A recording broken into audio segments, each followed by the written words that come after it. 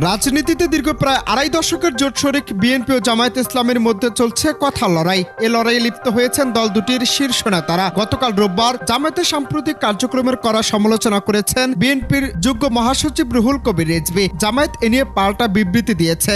সামাজিক যোগাযোগ মাধ্যম ফেসবুকে নিজেদের পেজে বিষয়টি নিয়ে পাল্টাপাল্টি পোস্ট দিচ্ছেন দল দুটির কর্মী সমর্থক। এখন এই মুহূর্তে প্রশ্ন জাগ্রত হচ্ছে, তাহলে দুই দলের কথা লড়াই কি বড় কোনো সুযোগ খুঁজছে ক্ষমতাচ্যুত আওয়ামী লীগ?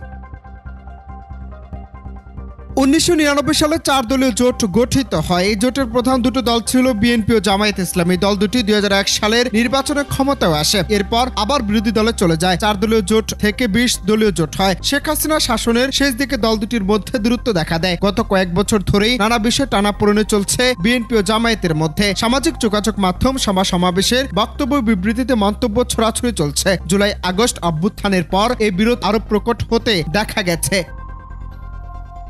তবে গতকাল জামায়াত ইসলামের সাম্প্রতিক কার্যক্রমে করা সমালোচনা করেছেন রুহুল কবির রিজভী। রাজধানীর শেরেবাংলা নগরে শহীদ রাষ্ট্রপতি জিয়াউর রহমানের কবরে শ্রদ্ধা নিবেদন শেষে তিনি বলেন, শেখ হাসিনার আমলে ব্যাংক লুটকারী এস আলমদের উত্তরসূরি হয়েছে অনেকে। বড় বড় কথা বলে বিএনপির নামে কলঙ্ক লেপন করছে। টেন্ডারবাজি, পাড়া মহল্লায় টার্মিনাল সহ নানা কিছু দখল করেছে একটি দল। পায়ের রগ কারা কাটে তাদের চেনে জনগণ। এ নিয়ে পাল্টা বিবৃতি দিয়েছে জামায়াত। আমরা তো প্রথমেই দেখলাম 5ই আগস্টের পরের দিনই কি করে ইসলামী ব্যাংকগুলো আপনারা দখল করেছেন। ঘুর পার্টি এবং পায়ের রক কাটা পার্টি, এরা কারা এদেরকে জনগণ জানে না?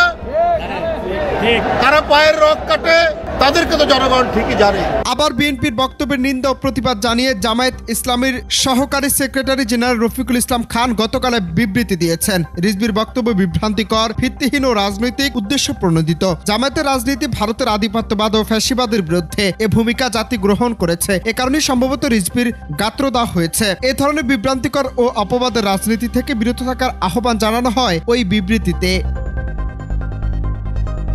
দেশে অন্তর্বর্তী সরকার গঠনের পর দল দুটির মধ্যে প্রথম বিরোধ দেখা দেয় বর্তমান সরকারের মেয়াদ নিয়ে। এরপর সংবিধান সংস্কার, নির্বাচনীয় মত পার্থক্য দেখা যায় বিএনপি ও জামায়াতের নীতি নির্ধারকদের কথায়। তবে যদি কোনোভাবে বিএনপি জামায়াতের মধ্যে স্থায়ী বিরোধ দেখা দেয়, তাহলে ক্ষমতাচ্যুত আওয়ামী লীগ বড় একটি সুযোগ খুঁজবে, যার মধ্য দিয়ে দেশে অরাজকতা তৈরি হতে পারে। অনেকে মনে করছেন, দেশের পরিস্থিতিতে জামায়াত বিএনপি বিরোধে আওয়ামী লীগের জন্য সুখবর হতে পারে। তবে সেই সুযোগ ছাত্র জনতার প্রতিবাদের অস্তনে আদৌ কি কাজে লাগাতে পারবে আওয়ামী লীগ, সেটা নিয়েও যত জল্পনা কল্পনা। অনন্ত হাসান মাসুদ, বাংলা টিভি, ঢাকা।